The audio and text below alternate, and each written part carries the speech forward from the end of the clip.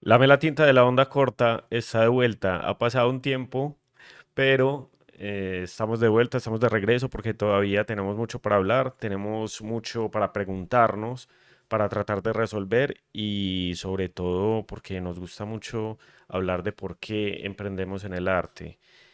Estamos cercanos a los 2000 suscriptores en el canal de la onda corta. Si usted está llegando como una persona nueva a este contenido, lo invito a que se suscriban, a que le den like. Yo le aseguro que la va a pasar muy bien con el contenido que hacemos en la onda corta.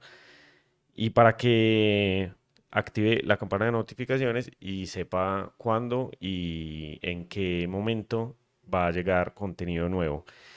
Como les decía, ha pasado un tiempo desde la última vez que nos vimos, pero estamos de regreso y hoy me acompaña la señorita Camila Restrepo. Cami, bienvenida.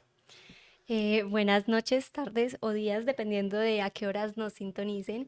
Em, yo soy Postelus, Camila de nacimiento, pero para crear y para creer soy Postelus. Me encanta cuando el invitado se encarga de su propia introducción porque a veces es difícil presentar a una persona que en tu caso firma como Posteluz, su proyecto, su nombre, incluso creo que no sé si hay gente que te identificará por Posteluz, pero no sabe que te llamas Camila, o sí. Mucha gente, Dani, me dicen poste, no sé, tal vez cuando pensé en el nombre de este proyecto, debía haber pensado también en cuál iba a ser, como de manera corta, el seudónimo que la gente me iba a decir. Me gustaría más luz que poste, pero mucha gente me dice poste y otra simplemente posteluz o posteluz, como lo deseen. ¿Y no te pasa que te preguntan mucho, ay, ¿por qué ese nombre? ¿Por qué Posteluz? Hay varias historias detrás del nombre de Postelus. Bueno, digamos que la comercial sería que todos somos un poste de luz con capacidad de brillar y tenemos que decidir qué caminos alumbrar. Yo creo mucho como en esa energía que le transmitimos al mundo, pero también en los momentos en los que decidimos reservarlo para nosotros mismos y decidir cómo qué caminos vamos a emprender y a qué le vamos a dar esa energía, pero pues detrás de el nombre también hay, digamos que, otras historias menos comerciales. Ok, entiendo.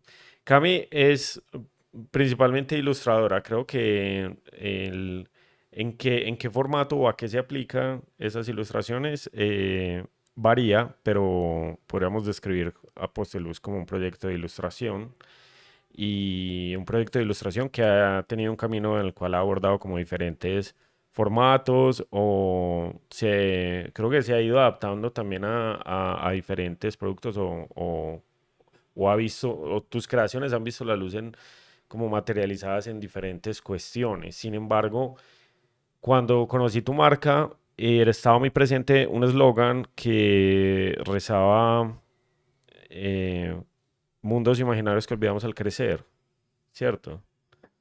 Sí, es charro que lo traigas a colación porque no lo recordaba tan, no lo tenía tan presente. Bueno, como tú lo dices, la marca ha cambiado mucho dependiendo de las formas en las que he ido creando y también como experimentando el arte. En principio es un proyecto de ilustración, claro que sí, pero yo también soy comunicadora audiovisual, soy animadora y soy editora emergente. Entonces, en combinación como de todas estas cosas, la marca ha ido tomando varios formatos diferentes.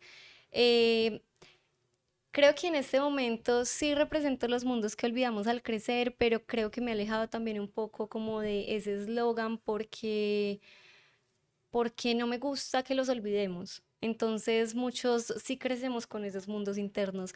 Creo que en este momento, bueno, mi eslogan ya es creer es crear, pero también se basa mucho en lo que dices de transmitir esos mundos internos o esas sensaciones y experiencias que vivimos en el día a día y transmitirlos de una forma como de una mirada desde la niñez o desde la fantasía. Claro, como que la curiosidad que me despertaba este eslogan como de esa época era precisamente por qué para vos era valioso tratar de rescatar y de no olvidar esos mundos imaginarios. ¿Qué hay en esos mundos imaginarios que es valioso? Bueno, a ver, yo creo que uno de los referentes más grandes que yo tengo para crear es la literatura, pero de cierta forma infantil, porque en realidad yo no la siento de esa manera, no es que sea solamente para infantes, pero la literatura de fantasía, es decir, Harry Potter, Crescent City, Acotar, todo este tipo de literatura. Entonces, yo crecí con esto y muchas veces al crecer se nos dice como, bueno, hay que enfocarnos en otras cosas, matemáticas, ciencias, cosas que digamos son más rentables. Entonces, como que rescatar todos estos mundos en los que nos veíamos inmersos de manera muy inocente y en los que creíamos que podíamos ser otras cosas, experimentar la vida de otras cosas, como con mucha esperanza, pues creo que es importante, seamos pequeños o seamos adultos, o sea, es algo que no se puede perder la capacidad de sorprendernos. Qué bueno que mencionaste Harry Potter, porque precisamente yo quería mencionar nostalgia como un término o un concepto demasiado presente como en el mundo del mercadeo audiovisual, del merchandising, como de la comunicación globalizada. Creo que, sobre todo, bueno, yo creo que tú eres un poquito más joven que yo, pero la nostalgia como que se ha vuelto el conducto o el canal por el cual como que eh, nos conectamos mucho como con estos mundos de los que hablas y sobre todo me parece importante que mencionaras Harry Potter porque eh, en su momento leer Harry Potter cuando yo era un preadolescente era estar sumergido en el universo de Harry Potter, ¿cierto? Y era como que se olvidaba lo demás y yo decía, Harry Potter es una manera de no sentirme tan solo, algo así, pues decía yo, como en del punto de vista del adolescente medio solitario. Pero, ¿qué opinión te merece el tema de la nostalgia? Ah, hay tanto ahí para cortar. Bueno, a ver, yo soy una persona que desde el arte no me gusta mucho ni consumir ni transmitir como sentimientos, digamos que negativos, pero desde una visión negativa. Es decir, si yo estoy triste no quiero escuchar o leer cosas tristes. Muchas personas son muy afín a eso porque te refuerza el sentimiento y te hace sentir como identificado, ¿cierto? Pero a mí me gusta un poco como, ok, si estoy mal, quiero algo que me dé esperanza, pero a su vez no solamente es la nostalgia, sino que todo sentimiento negativo, digamos que te rompe la cotidianidad de maneras muy arrasadoras. Entonces, cuando tú pasas un momento de crisis, un momento, no sé, triste, eh, es más fácil identificar esos sentimientos y es más fácil identificar eh, cómo puedes partir de ahí para crear algo. En realidad, por ejemplo, uno de los momentos definitivos o decisivos de mi marca fue precisamente ese. O sea, yo cuando empecé a ilustrar, empecé por gusto, o sea, como de cosas que observaba y así. Pero luego tuve una ruptura muy fuerte y ahí fue que me catapulté a crear a partir de eso, o sea, a volver todo ese sentimiento fuerte, negativo, en cómo lo saco de mí, lo transmito para que lo volvamos otra cosa, ¿cierto? Entonces, eso pasa también con la nostalgia, o sea, muchas veces desde esos sentimientos que tenemos tan identificados podemos crear más fácil. Y pues también obviamente las otras personas se van a identificar muy fácil porque pues todos hemos pasado por momentos así. Sí, entiendo. Em, ¿Te parece a ti que hasta las personas más grandes, en términos de edad, les gusta les gusta sentir nostalgia? O sea, o bueno, te voy a cambiar la pregunta. ¿La nostalgia que puedan llegar a sentir ellos es distinta a a la nostalgia que estamos hablando nosotros? Sobre todo es que Tú le estás hablando como desde un enfoque creativo, ¿cierto? Y de cómo sentimientos como la nostalgia pueden ser transformadores en los procesos creativos tuyos. Pero sientes que el universo de la nostalgia eh, puede sentirse distinto en personas que vivieron otros procesos cuando eran niños.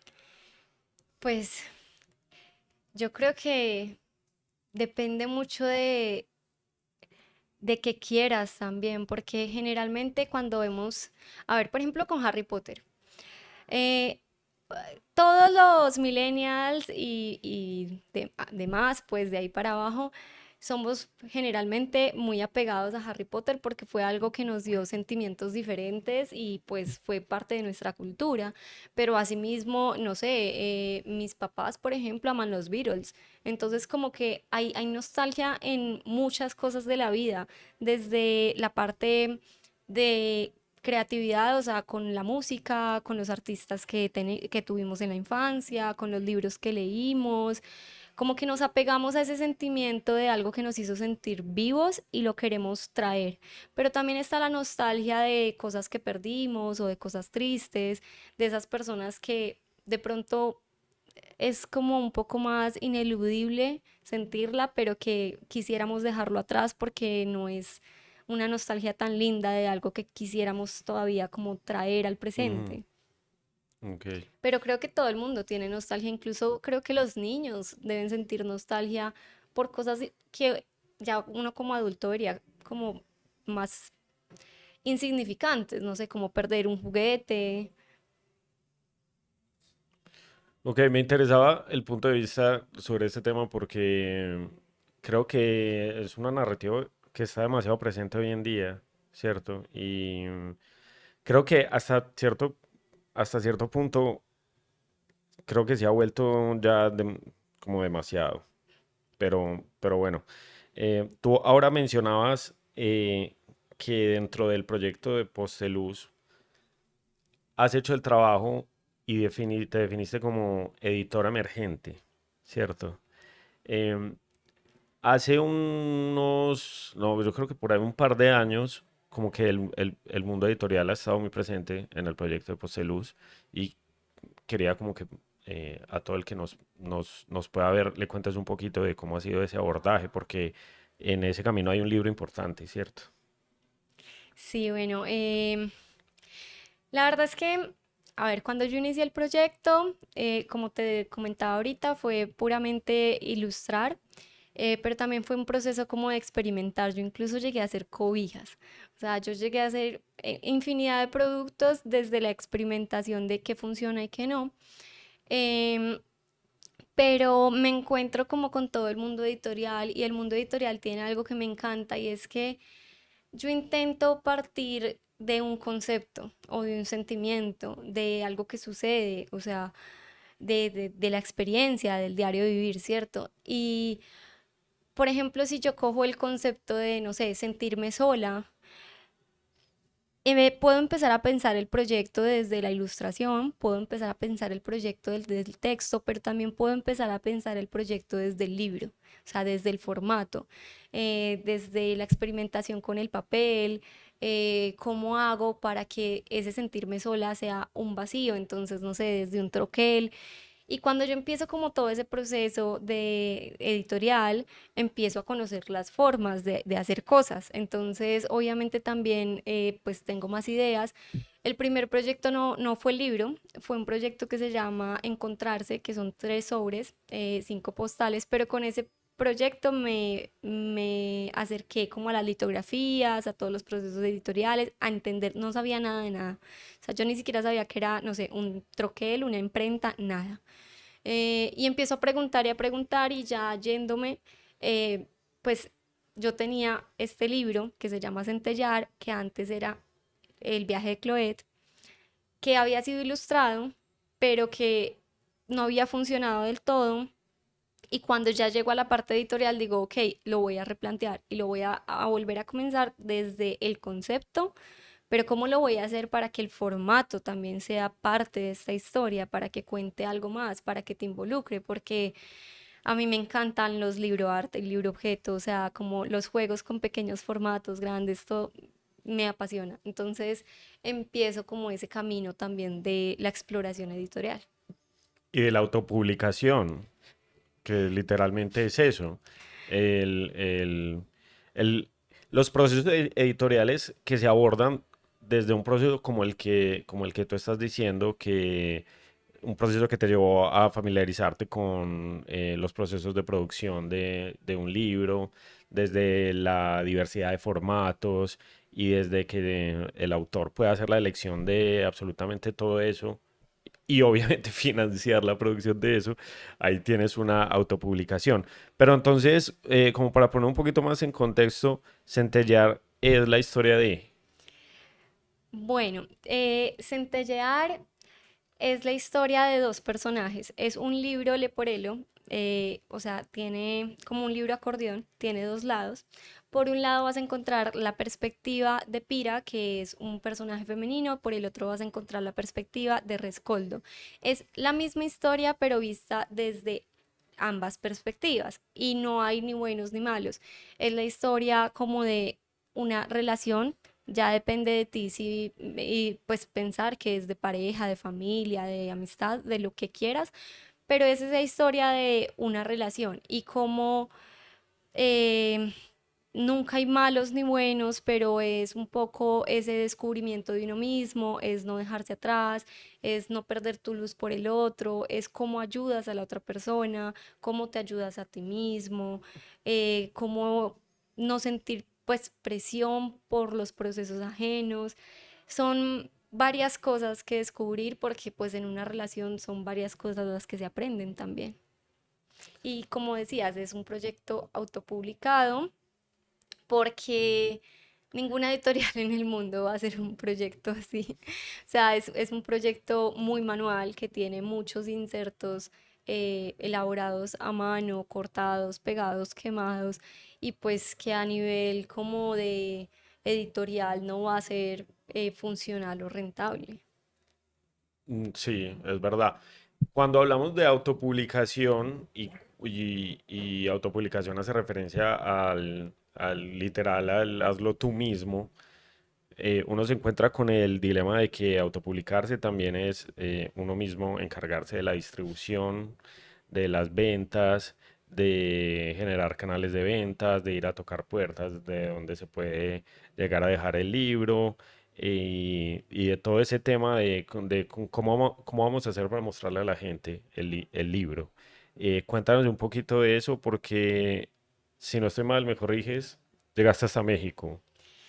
Sí, bueno, ha sido un proceso muy difícil porque, claro, no sé si eso le pasa a otros artistas, pero yo he de suponer que sí, y es que cuando uno tiene un proyecto lo quiere ver nacer, ¿cierto? Entonces es como tu hijo, uno se lo sueña, claro, el proceso de creación es muy duro desde la idea, el proceso de producirlo también es muy duro porque hay que hacer una infinidad de cosas.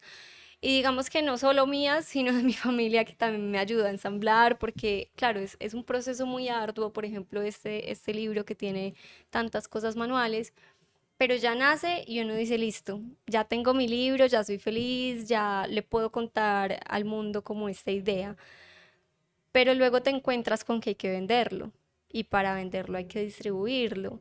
Entonces el trabajo no termina y pues obviamente estos libros no se mueven a la misma velocidad que se mueven los libros comerciales.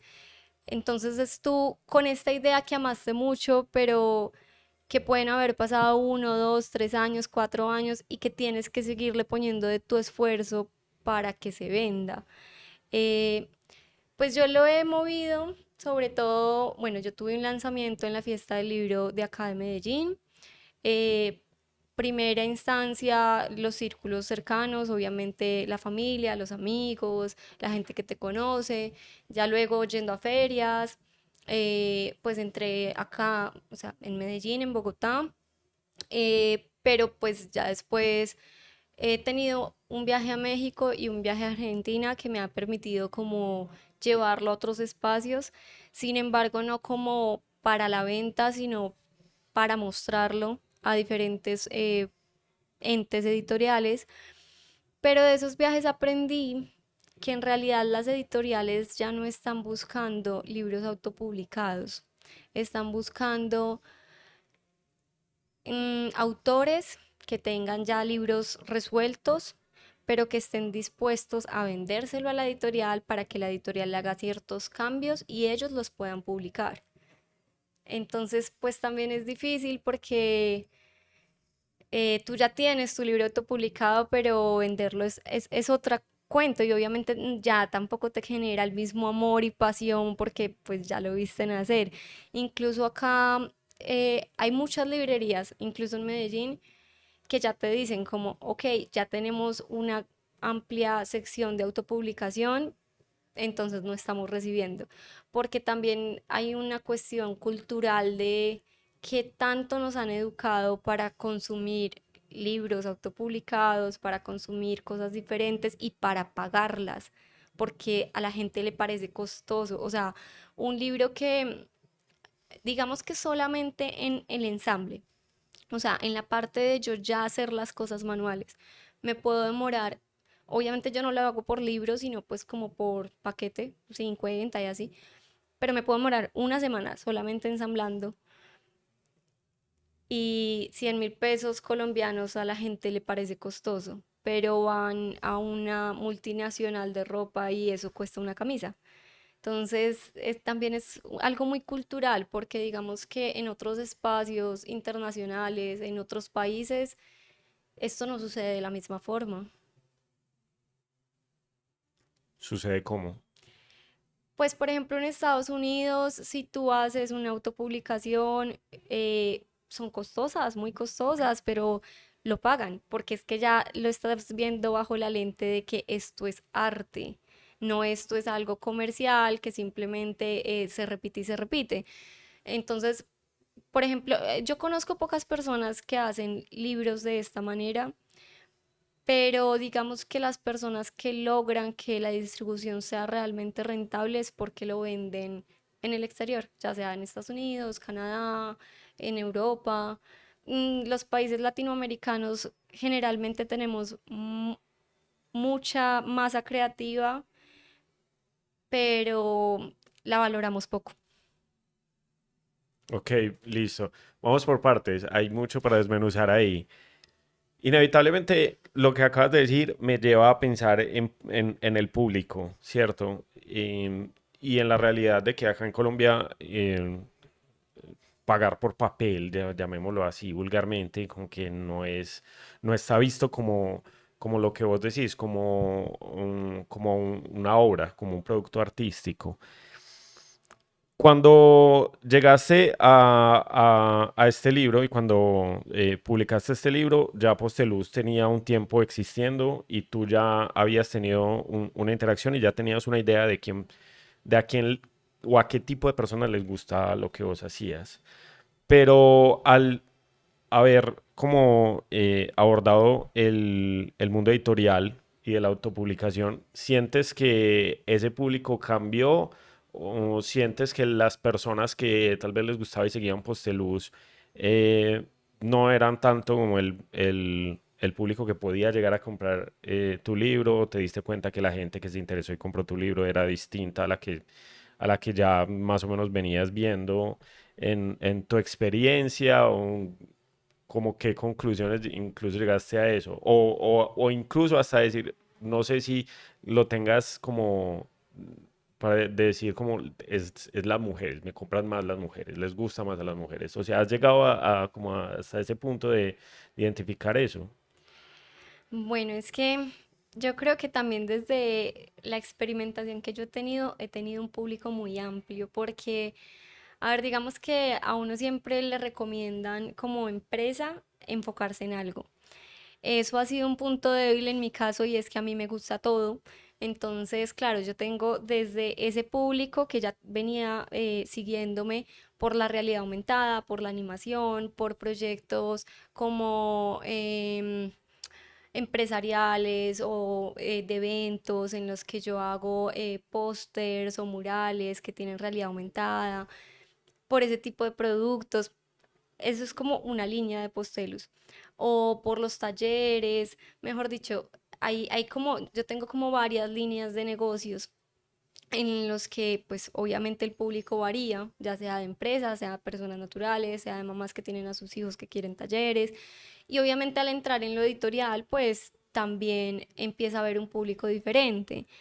Sin embargo, no sé, yo creo que es un nicho pequeño que es difícil de encontrar, pero que a la vez es muy amoroso, o sea, como que las personas que les gusta mi arte por el trasfondo, digamos, no solamente como me gusta la realidad aumentada o quiero a alguien que dé un taller de pintura, sino que les gusta como la forma en la que conceptualizo, en la que lo muestro, en la que me acerco a la fantasía, eh, generalmente empiezan a sentirse identificados con uno o más productos y entre esos los productos editoriales empiezan a tomar mucha fuerza porque digamos que son como mis bebés que más trascendencia tienen, o sea, como, no sé si suene un poco presuntuoso decirlo de esta manera, pero son los que más marcan la vida.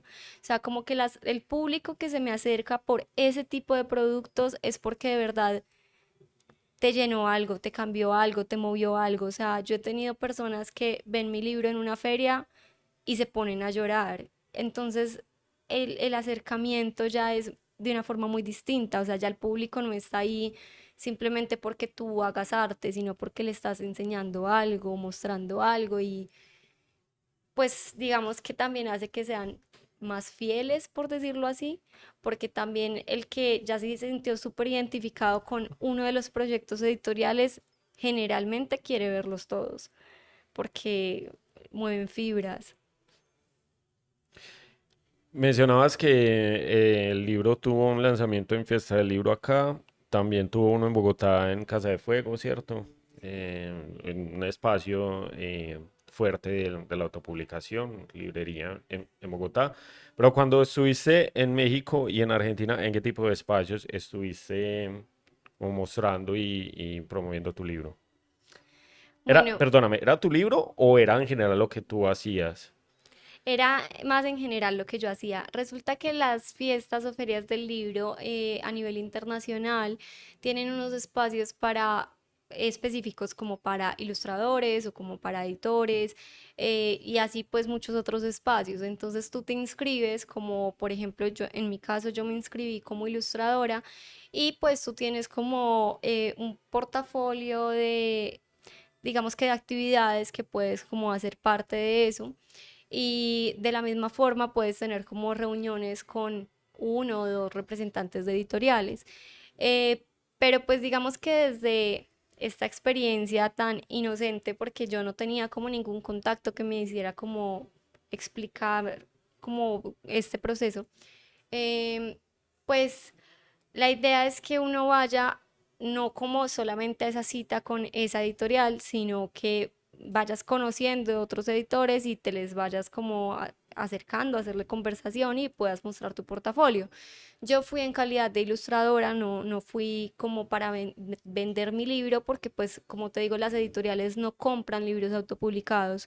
O sea, tú puedes enviar un libro autopublicado a una librería, pero no a una editorial sino que pues me interesaba hacer como ese contacto con las editoriales para saber en realidad qué están buscando y pues si, por ejemplo, vale la pena uno desarrollar un libro ilustrado para ya luego mostrárselo a una editorial. Yo pues presencié varios casos en los que ya habían ilustradores con libros ya ilustrados. Tuve una amiga que lo pudo vender como a una editorial educativa, pero tuve, por ejemplo, otro compañero que pues le decían como, ok, pero el proyecto hay que rehacerlo. Entonces, no sé en qué medida sea tan buena idea tú ponerte 6 meses, 7, 8 a crear ya el libro finalizado para ir a venderlo. Entonces, igual obviamente yo sí mostré Centellar, pero es un proyecto que, como te digo, no es tan fácil de reproducir, entonces a una editorial como tal no le interesa porque no le es rentable, es un proyecto que tiene que hacer muchas cosas manual. Entonces, pues en realidad mi idea era más como tener ese contacto con las editoriales y ver qué estaban buscando y también dejar ahí como mi huella del portafolio para ver si me contactaban como ilustradora para otros proyectos. Ok, o sea, más o menos la dinámica era como cual guión de cine. Entonces, usted presenta el guión, les puede resultar atractivo, te compran y después con ese guión hacen más o menos lo que les dé la gana o le meten la mano para que, entre comillas, sea más comercial. Eh, pero en esos espacios dedicados a ferias del libro, eh, también había presencia de autopublicaciones, o sea, que espacios que agruparan diferentes autopublicaciones y que no fueran editoriales como tal. Sabes que no, o sea, bueno, al menos en la de Guadalajara, en México, pues se supone que hay todo un pabellón de la autopublicación, pero tú llegas y son editoriales que muchas veces son editoriales incluso súper grandes, como que tú sabes que ya tienen todo el mercado en el bolsillo. O pues sí habían algunos emprendedores, pero bueno, yo me atrevería a decir que son siempre los mismos, aunque solo he ido una vez. Igual es algo como muy comercial, o sea, siento que estos espacios dicen que brindan como las puertas a nuevos proyectos, pero incluso en el de acá, en Fiesta del Libro de Medellín, esos proyectos generalmente salen siendo los mismos y las convocatorias que hacen es como un espacio pequeño para todas las autopublicaciones. O sea, en realidad no hay desarrollo de autopublicaciones porque pues al final ¿quién compite contra las grandes editoriales? O sea, eso es como todo en el mundo comercial, ¿no? Como el que tiene la batuta es el que puede comprar los grandes espacios. Precisamente en el trabajo de gestión que realizó la Gacimba el año pasado en Fiesta del Libro, en el Salón de la Autopublicación, nos gustaba y dentro de la agenda académica a los invitados siempre se les preguntaba si su concepto de editorial era algo que estaba ligado sí o sí a la distribución en masa y a la producción en gran cantidad y como a todo el movimiento de mercadeo grande o si una editorial para ser editorial no necesariamente tiene que estar ligado a eso. O sea, una editorial puede ser una editorial en una escala más pequeña, en una escala como de producción más artesanal, o sea, que editorial no necesariamente tenga ese aspecto de mercadeo tan fuerte, presente. Sí, pero sabes que, o sea, de Bogotá, Medellín, Guadalajara y Buenos Aires, siento que tal vez en Medellín es donde más espacios he visto que en realidad son editoriales emergentes. O sea, que tú encuentras como, no sé, libros autopublicados o libros diferentes, libro objeto, incluso es gracioso porque en estos otros países yo voy y pregunto por libros de esta manera o que tengan, no sé, interacción y siempre te muestran como los pop-up que son de grandes marcas, no sé, Mm. un pop-up de Harry Potter, algo de Benjamin Lacombe, o sea, que es como que tú sabes que son producciones en masa, pero incluso creo que este trabajo de la autopublicación y de verdad de editores y creadores emergentes lo hacen más las ferias locales que las propias ferias culturales grandes de las ciudades. Porque, por ejemplo, en Medellín, incluso en Bogotá, he asistido a ferias muy buenas de libros que de verdad tú dices, wow, todo es arte. O sea, todo esto está hecho a mano y son siempre personas diferentes, mientras que las grandes ferias, pues igual es que son costosas. O sea, y además siempre está como este concepto de es por convocatoria, pero tú vas a ver y esos espacios por convocatoria cuáles son los requisitos de esas convocatorias, si de verdad sí puedes aplicar o no puedes aplicar, porque hay muchos espacios que en realidad son cerrados, o sea, en los que tú intentas tener contacto con los coordinadores y no existe. O sea, las convocatorias son para las personas que los conocen. En el mundo de la autopublicación acá en Medellín, digo acá en Medellín porque, pues, por ser la ciudad en la que vivimos, como que es la referencia inmediata. Pero en espacios donde por ejemplo, en Fiesta del Libro está presente la autopublicación, suceden cosas curiosas y es que a pesar de muchas autopublicaciones ser piezas editoriales, no tienen un origen en eventos de libros. O sea, como que están más vinculados como al arte o a la gráfica independiente. Y cuando llegan a un hábitat donde el evento es precisamente de libros, pues el público que no está acostumbrado se lleva como una gran sorpresa al ver como, uy, un momento, pero es que, venga, ¿esto cómo es? O mismo las temáticas de las que hablan las autopublicaciones, uno se da cuenta que la gente que no, o sea, que no está familiarizada con la gráfica independiente, se puede también llegar a conectar y es como una sorpresa de alguien que encuentra un universo que no tenía registrado en, como en su radar. Y mismo dentro del universo de la autopublicación pasa que puede haber libro arte o libro objeto al lado de un fanzine mucho más descomplicado, ¿cierto? O de autopublicaciones como de otro perfil. E incluso cuando hablamos de autopublicaciones, no necesariamente son libros o fanzines. Una autopublicación puede ser también un print, el cartelismo. Es como un concepto que abarca muchas cosas y que eh, donde también está implícito el leer y donde la oralidad incluso también. Pero, pero bueno, quería como pasar a hablar de redes sociales. No sé si se me queda alguna pregunta o algún tema como del ciclo editorial, pero bueno, creo que podemos pasar a hablar de redes sociales porque creo que te has encargado en lo que llevamos hablando de hacer ver que tu proyecto es una pequeña empresa, porque aparte de los productos, sean editoriales, ilustrados, ¿qué haces con Posteluz? Me decías que hiciste tapetes y Cobijas. cobijas. Bueno, aparte de todos los productos que materializas, tienes una faceta tallerista y tienes una faceta como también de corte empresarial, como de ilustración para clientes. Y todo eso uno lo puede ver muy bien estructurado en las redes sociales de Posteluz.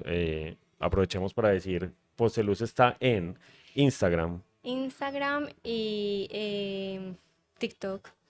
TikTok. Ey, qué bueno que mencionas TikTok. Yo tengo TikTok, pero lo uso muy poquito. No estoy muy familiarizado, pero qué bueno que es TikTok porque sos una creadora de contenido como bastante asidua. ¿Cuánto tiempo de tu semana se va en hacer cosas para redes sociales? Bueno, aquí hay varias cosas que tocar.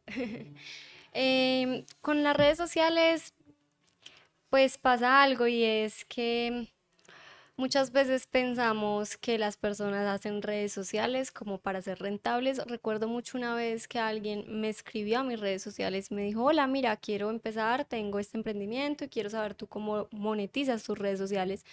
Porque sí, yo intento ser pues medianamente constante, me gusta como también hablar, tener una cercanía con las personas que me siguen, que por cierto mis redes sociales son @postelus y guión bajo.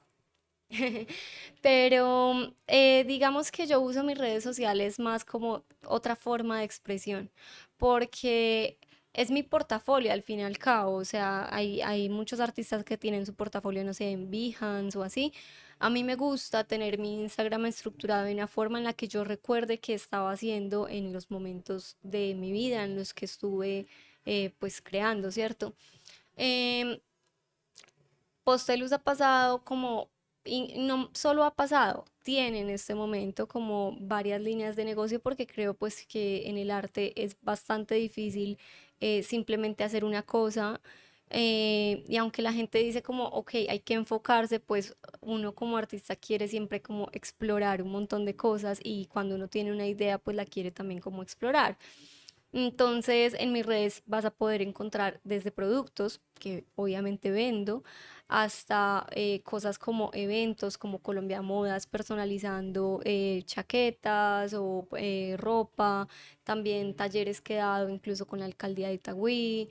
eh, Vas a encontrar la parte editorial, vas a encontrar parte empresarial porque obviamente también desarrollo proyectos de otras personas o empresas e incluso en este momento estoy haciendo mucho algo que no solía hacer y es como personalizados, que son retratos o de ya sea de personas o de animales o para bodas, cosas pues en vivo.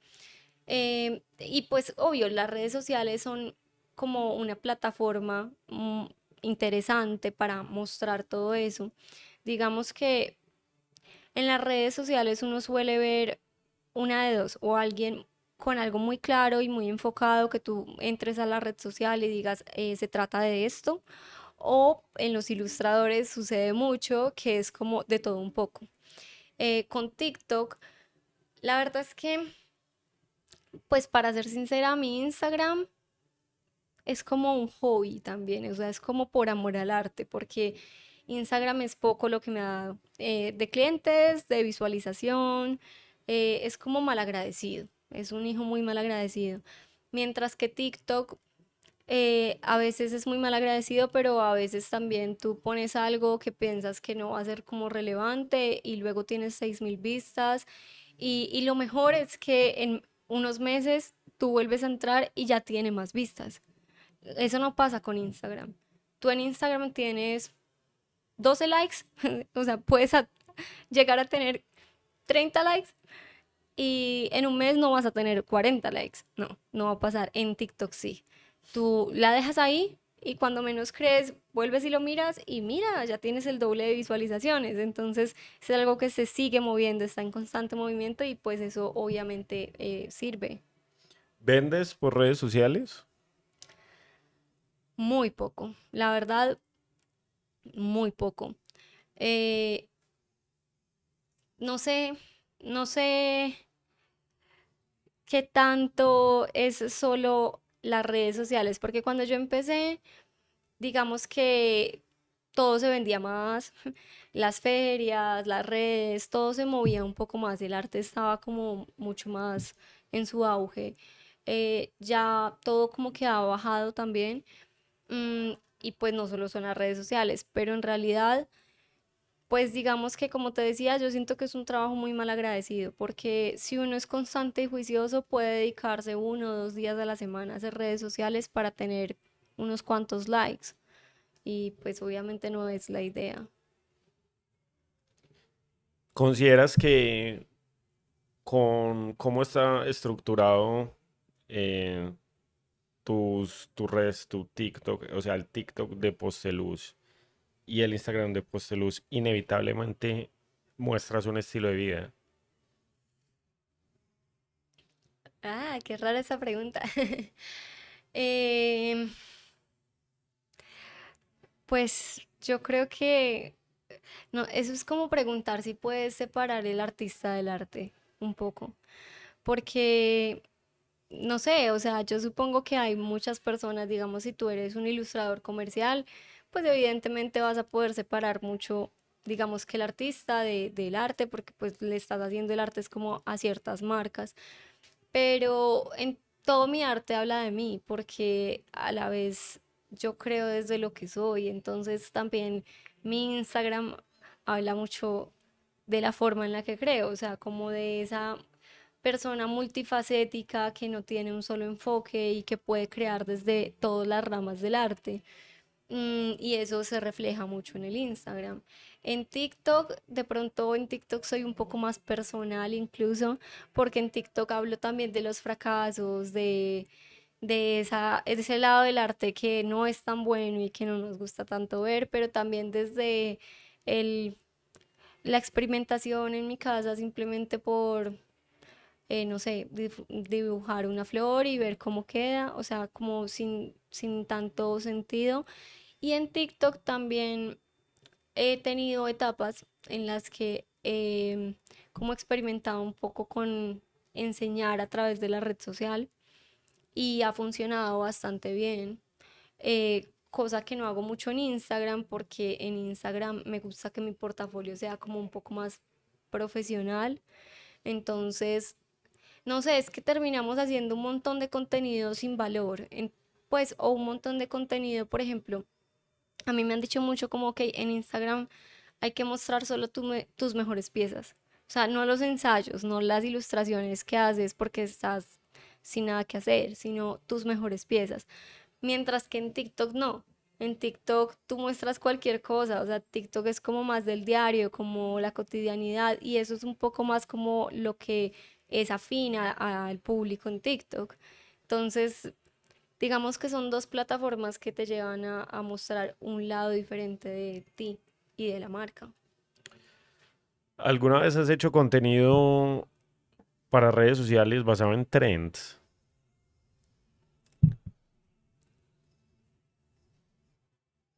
No creo. O sea, creo que he usado música que sea tendencia, pero con un contenido. Es que hay algo que también de pronto las personas no entienden mucho de cuando uno es artista en una red social y es que para tú hacer un video o un contenido, pues tienes que hacer arte.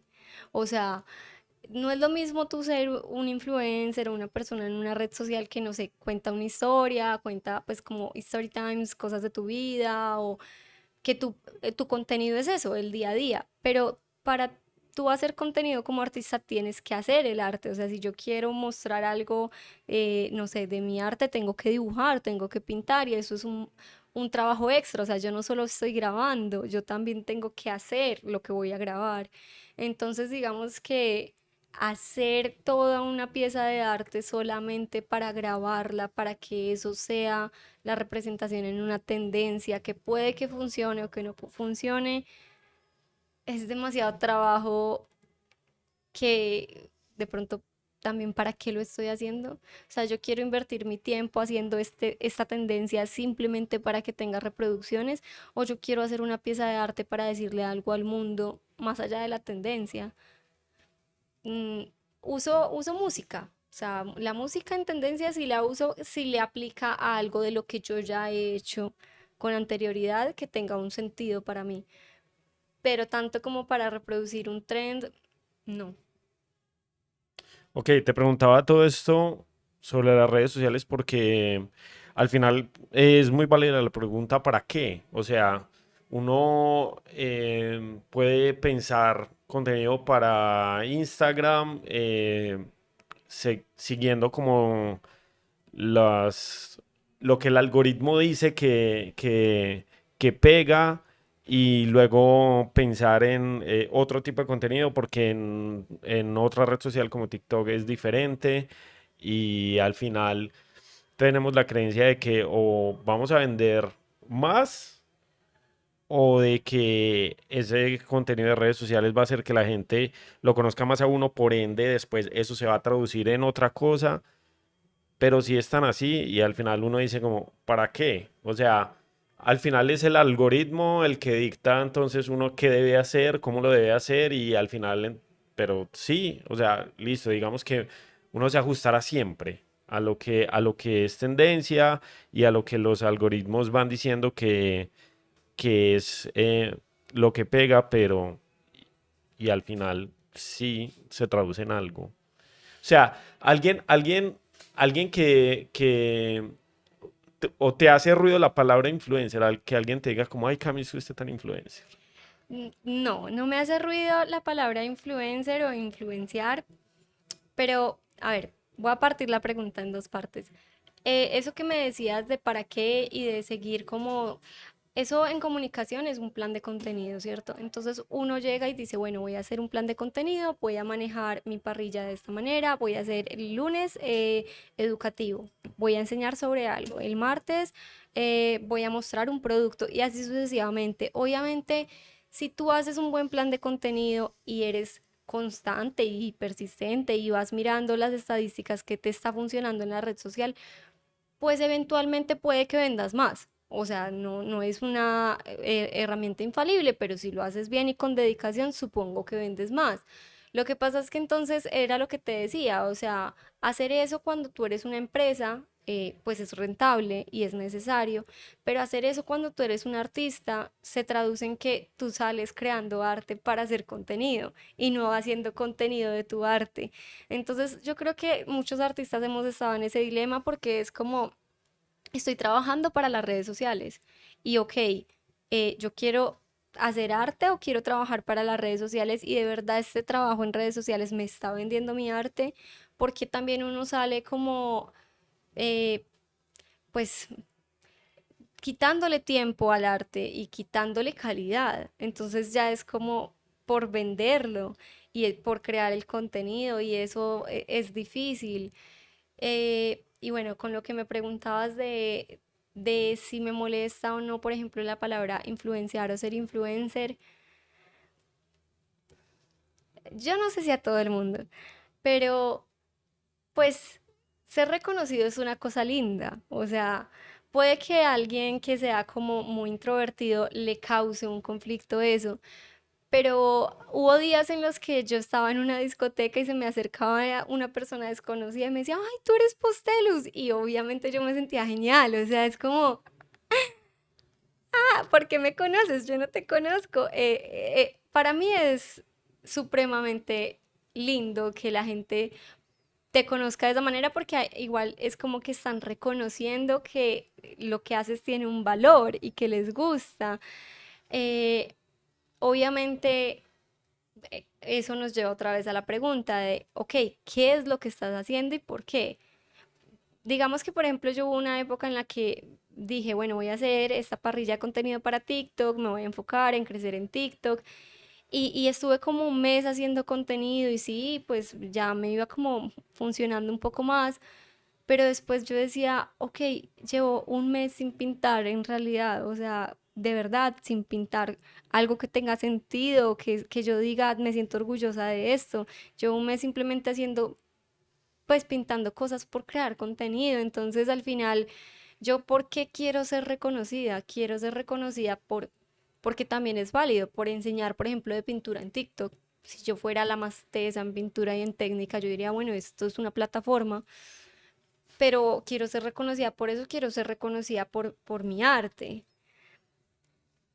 Digamos que, ¿de qué manera quieres influenciar? O sea, influenciar nunca va a estar mal, pero estás generando una influencia a partir de qué, porque eso sucede mucho ya con los nuevos influencers de los nuevos métodos de comunicación y es que está consumiendo la gente y qué le estás vendiendo a la gente, o sea, tu vida se basa en hablar en un live para que te manden dinero, cosas que no tienen mucha gracia, o tú quieres ganar dinero porque estás haciendo algo que crees que impacta.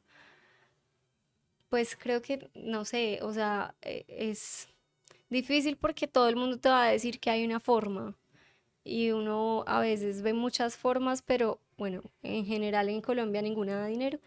O las que dan dinero, las haces para qué. Todo el mundo te va a decir que hay una forma, me encanta, es verdad. Sí, sí. Bueno, invitados a comentar ahí eh, sobre qué opinan de este tema de redes sociales. Se pueden dar una pasada por las redes sociales de Cami, de Posteluz, y comentar y decir qué carajos, o sea, nos sometemos al algoritmo, ¿para qué? ¿Por qué? Cami, quería dejar como el tema de influencias para lo último, porque generalmente o, o con varios invitados que hemos tenido acá ha sido lo primero. Entonces, sobre sobre influencias y sobre cómo abordarlas, quería hablar contigo porque, pues a mí, la referencia visual de Postelos para mí es el dragoncito, ¿cierto? Un dragoncito que yo puedo decir, se ve muy asiático, no sé, Shenlong, Estudio Ghibli, sí me entiende, lo puedo llegar como a asociar con las cosas, pero no sé si realmente estoy influenciado por eso.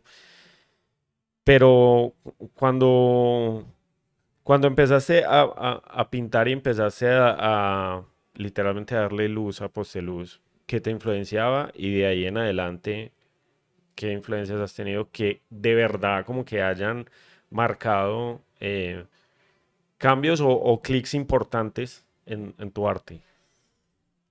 Bueno, yo creo que eso en especial es una pregunta difícil para mí porque yo no empecé a pintar sabiendo de pintura. O sea, la gente dice, "Ah, es que tú pintas desde que eres chiquita". Sí, claro, todos pintamos cuando somos niños, pero yo no seguí pintando. O sea, yo me gradué de comunicación audiovisual y yo no pintaba.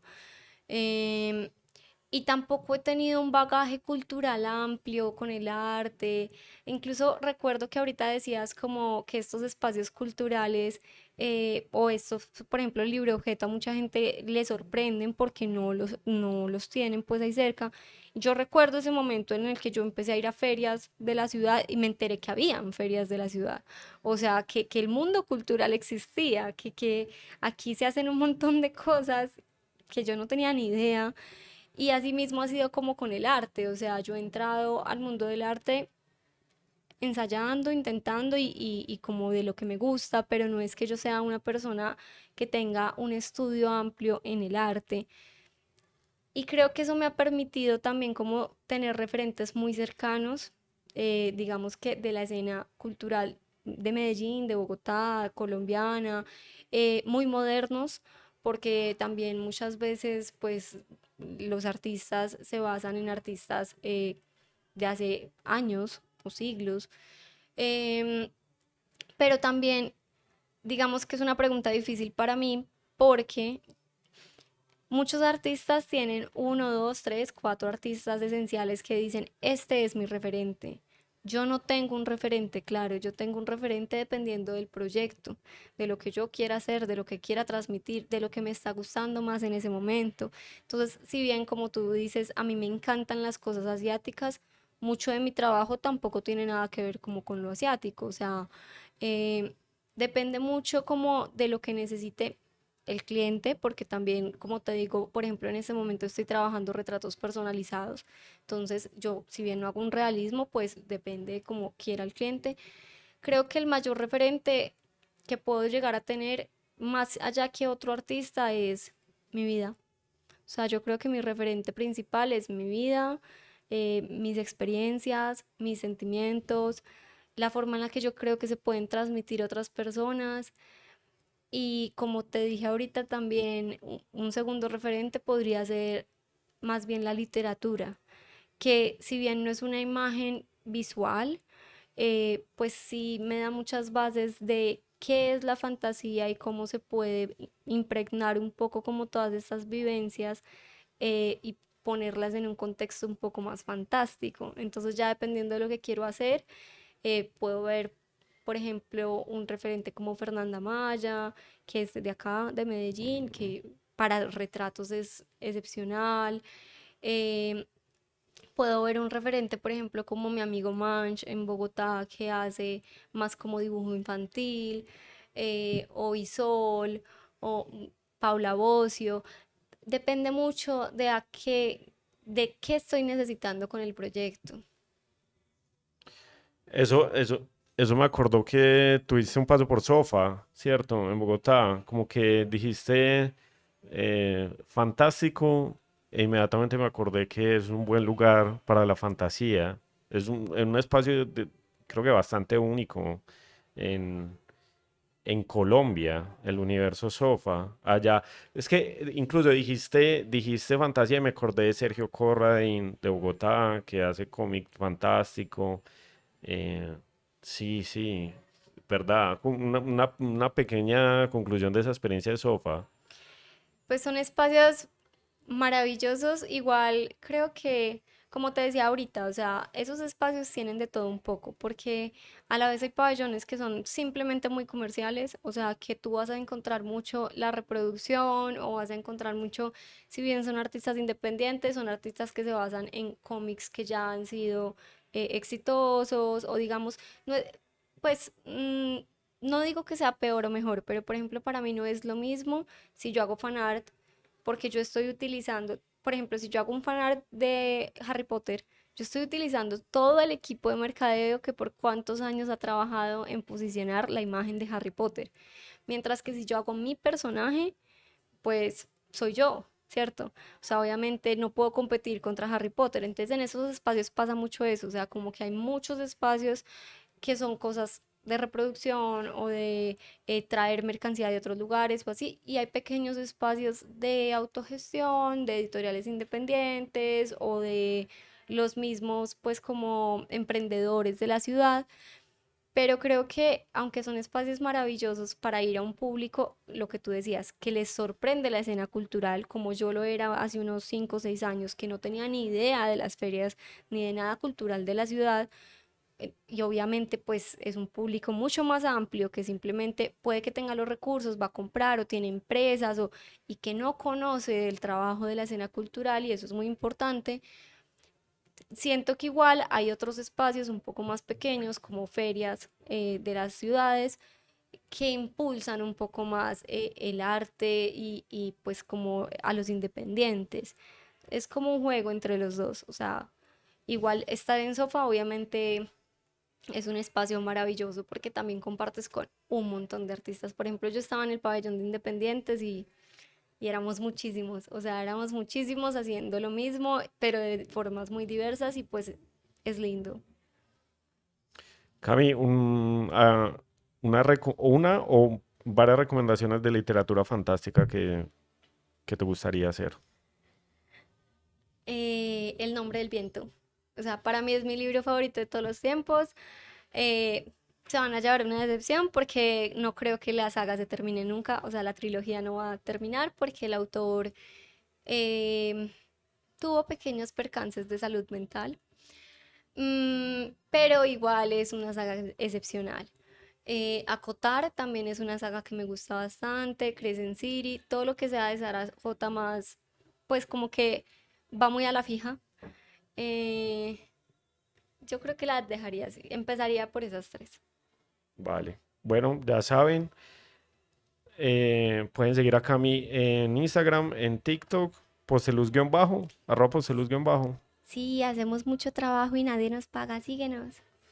Ahí está la invitación para que sigan a Cami, para que vean todo lo que hace, para que vean su trabajo en realidad aumentada, que es algo que no, a lo cual como que no nos adentramos, pero que está muy presente. De hecho, lo habías mencionado, ¿cierto? Y para que sigan también Colectivo Gráfico La Gacimba en Instagram, la.gacimba, arroba la.gacimba, y se pueden encontrar ahí muchas más cosas sobre el universo de la autopublicación. Y bueno, yo creo que aquí en adelante podremos seguir tratando el amplio tema de la autopublicación en este espacio que se llama La Mela Tinta de la Onda Corta. Un saludo. Cami, muchísimas gracias por haber venido. Muchas gracias ¿Te a ti sentiste y al bien? espacio tanto de la mela tinta como de la onda corta. Vale. Ya saben que están abiertas las cajas de comentarios para que opinen, para que se expresen, para que dejen su opinión y ahí nos estamos charlando. Un saludo. Chao.